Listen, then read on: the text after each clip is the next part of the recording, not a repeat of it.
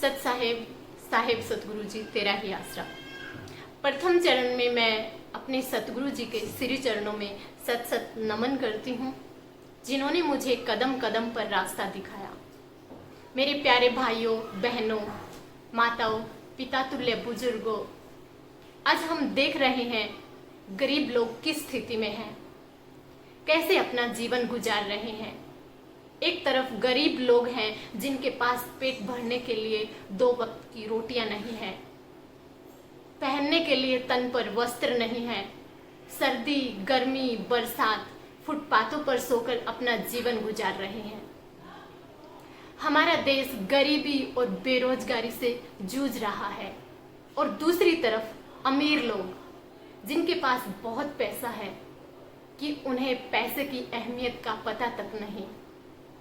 अगर हम अपने देश के नेताओं को देखें तो उनका वेतन लाखों रुपए महीना, भत्ता अलग, उनका आवास, बिजली, पानी, चिकित्सा और उनके अनेक प्रकार के खर्चे जो सरकार उठाती है, और एक गरीब इंसान उसी देश में तिल तिल मर रहा है। गरीब होना किसी के वश की बात तो नहीं, फिर भी गरीबी इतना बड़ा अभिशाप क्यों बन गई? गरीब जनता के साथ चारों तरफ से ये कैसा न्याय हो रहा है जो इन नेताओं को उस सत्ता के काबिल बना रही है? लेकिन याद रखना, इंसान इंसान के साथ अन्याय अवश्य कर सकता है, लेकिन प्रकृति हमेशा न्याय करती है। ब्रह्मांडीय ऊर्जा 2 तरह से कार्य करती है।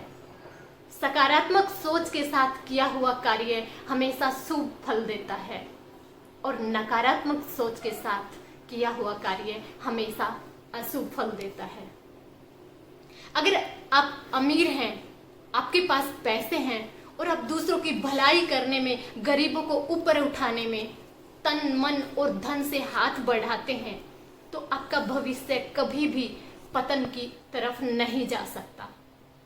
और दूसरी तरफ अगर आप पैसों को सिर्फ इकट्ठा करने में लगे हुए हैं, तो एक बात हमेशा याद रखना, धन की 3 स्थिति होती है: भोग, दान, नाश। अगर आप पैसों का भोग कर रहे हैं तो वह धन आपके पास रुक जाएगा। अगर आप भोग और दान दोनों कर रहे हैं तो आपका धन बढ़ता जाएगा। यदि आप ना तो भोग कर रहे हैं और ना ही दान कर रहे हैं, तो आप तीसरी अवस्था में हैं, अर्थात ऐसा धन जो ना तो भोग किया जाता और ना ही दान किया जाता, उस धन का हमेशा नाश होता है। वह धन गलत जगह लग जाता है, बीमारी में लगता है।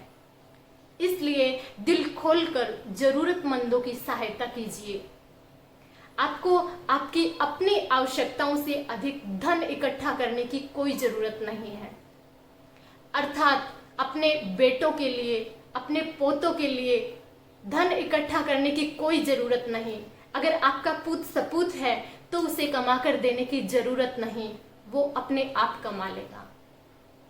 और यदि अगर आपका पुत कपूत है तो भी उसे कमा कर देने की जरूरत नहीं, क्योंकि वो कमाया हुआ भी सब बर्बाद कर देगा।